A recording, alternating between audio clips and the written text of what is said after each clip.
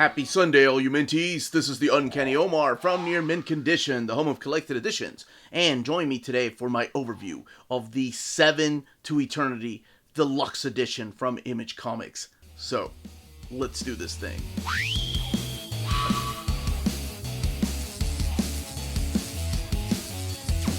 So here it finally is.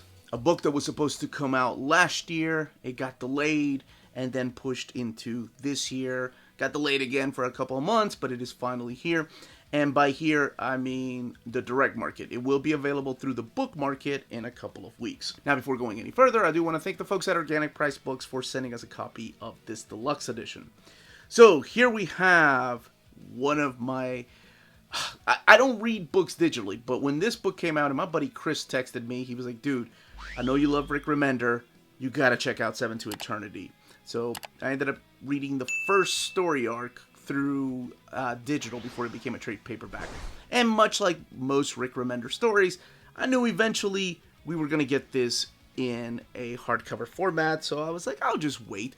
And then I got really excited when this was supposed to come out. I believe it was solicited for last November, and then it got canceled and delayed, but here it finally is.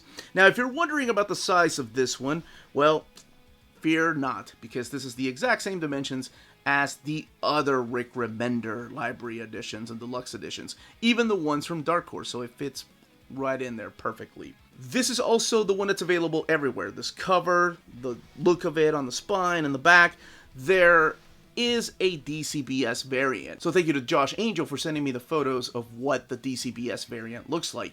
And again, those can only be purchased through DCBS or in-stock trades if you want the variant. Kind of like what they did with Deadly Class and Low, and I think Tokyo Ghost also had a DCBS variant. But there are several DCBS variants that they have, especially if it's a deluxe hardcover. Alright, but everything else is the same. Here is the cover by Jerome Opeña. I love his art. I fell in love with it ever since they worked together on Fear Agent, and then of course went over to Uncanny X-Force. So I'm going to crack this book open. I do have to talk about some minor spoilers that set up this world and what to expect as we're looking at the art. So it's not even really the first story arc, but maybe the first couple of issues. So if you're interested in going into this completely blind, put me on mute, check out the beautiful artwork, and let's get started. Again, just minor spoilers about the first few issues. Alright, on the cover here, we have Adam and this guy right here, known as the God of Whispers. So here's your end paper. Here's the symbol that you'll see all throughout the book, between chapter breaks and sometimes just throughout the book. 7 to Eternity, written by Rick Remender, drawn by Jerome Opeña, with James Herron, who supplies the artwork for issues 7 and 8. Colors are by Matt Hollingsworth, and then Russ Wooten doing the lettering. So here we kick off with issue number 1. Again, the symbol right there, and some of the key players that are going to play an important role here. Then, I want to say almost every chapter, almost every issue has a journal entry. And they're all from Adam Osidis.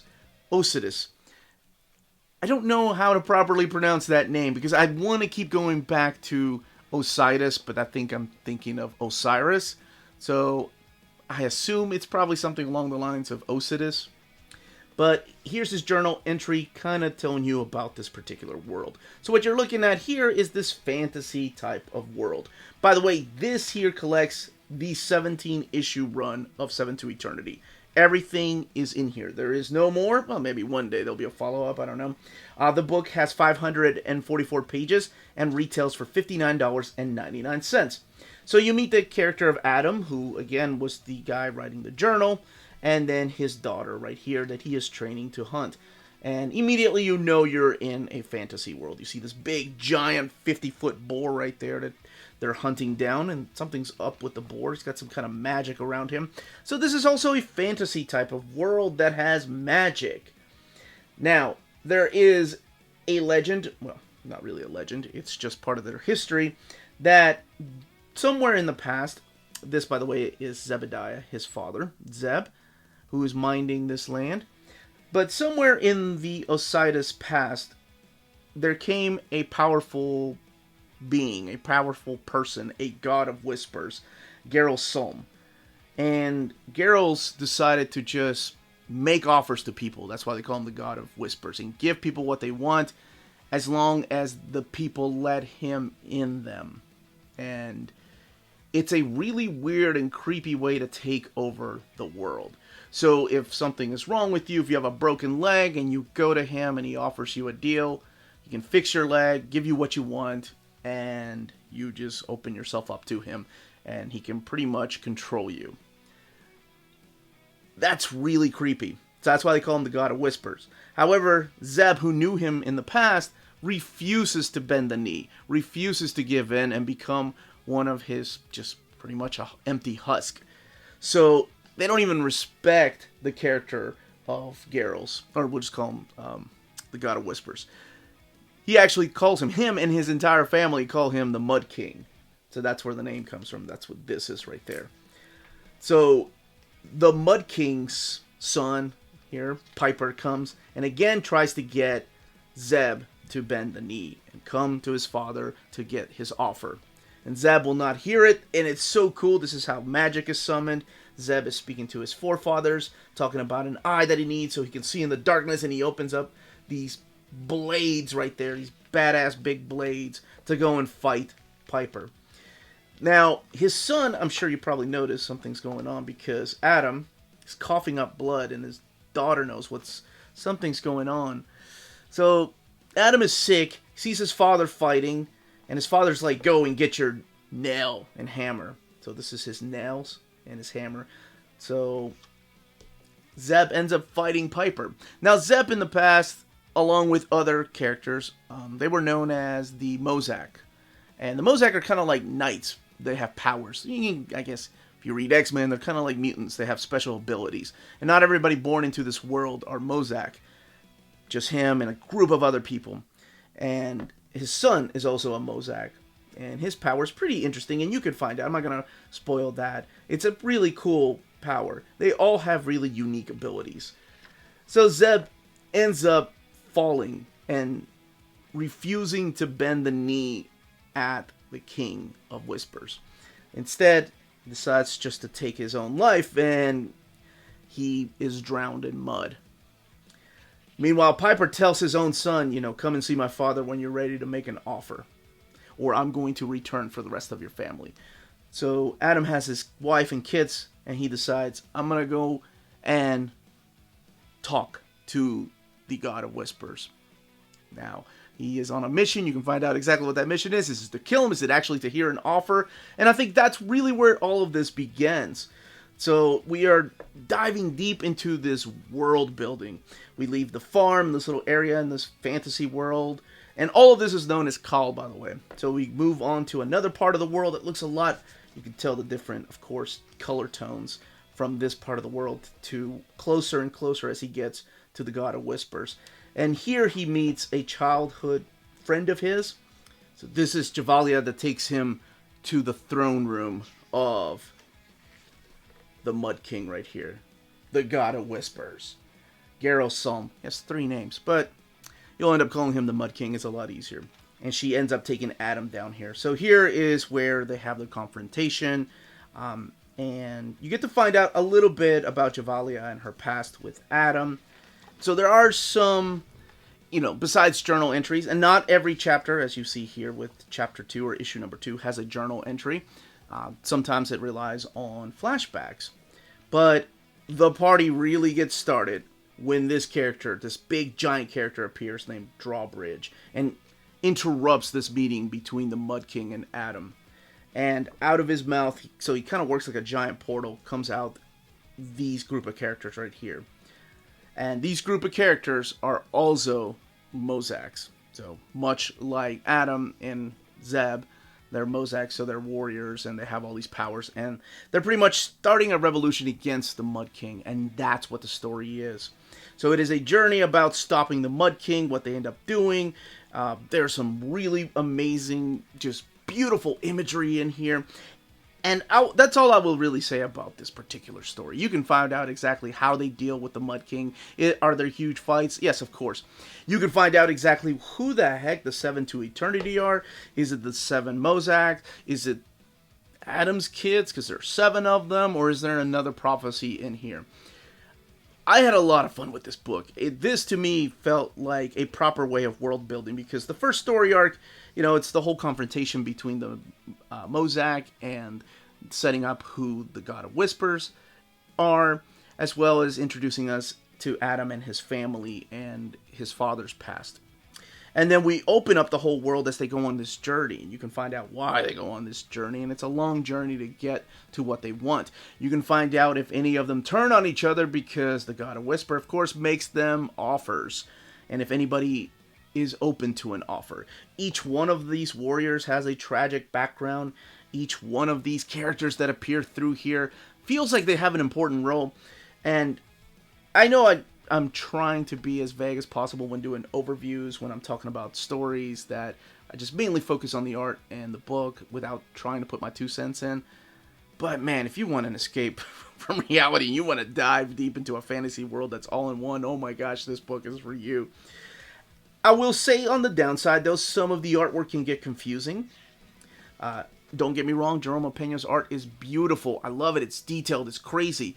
But during action sequences, sometimes some of the characters that look similar kind of get a little bit lost in the fight, and following the action sequences can be a little difficult. And I guess that's the way battle really is, right? You're supposed to lose track of who you're paying attention to. Rick Remender throws you in the middle of the story. You're not spoon-fed anything. Yes, you're given journal entries, but immediately you're supposed to know who some of these characters are, without knowing exactly. And then some of the characters look a little bit the same as others. Some of them have the powers to change the way they look, so that got a little bit confusing. But seriously, it's one of the best reads I had. I finally got to read it, because I only read the first 6 issues, and I said, nope, I'll wait for the hardcover. I had no idea I was going to be waiting about 4 or 5 years since that started. I think the series itself started in 2016, if I'm not mistaken. Let's look at a little bit more art. Actually, let's look at the James Herron 2 issues that he did the fill-in art for. So, Matt Hollingsworth, of course, bringing it all together to make it look a little bit like Opeña's art style. But this is what his 2 issues look like. And just a little bit more of these pieces of art. Didn't even mention his brother Peter. It's a little heartbreaking. But you know what? You can find out for yourself exactly who I'm talking about when I say his brother Peter. Get to find out about his mom and all these flashbacks.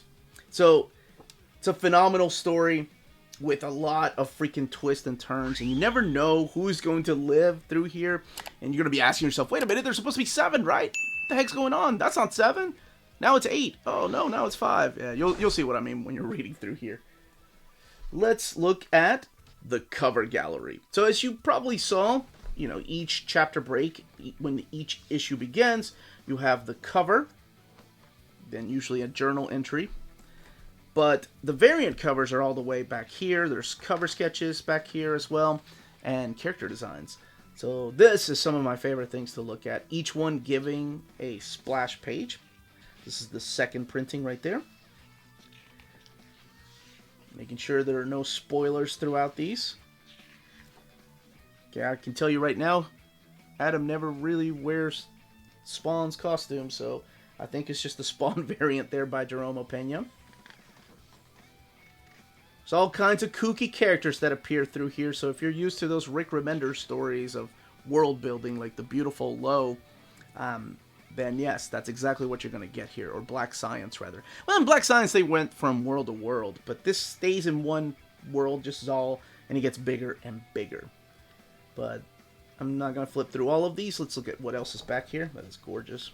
So here we have the sketchbook. These are the character designs for some of these characters. Oh, Patchwork. Such a heartbreaking story of how she came to be. There's the White Lady, the Healer Monkey. That, Goblin was my favorite throughout these pages. But just kind of give you an idea of what his character designs look like. This is Piper, the Mud King's son I was talking about. Other characters that appear through here. Man. Very jealous of you people that get to read this for the first time. This was great. The process of issue number 1. So you get the script and you get the pages right there. I love that stuff. This is the same kind of stuff. Well, in smaller scale, of course, to what the pulp process edition was.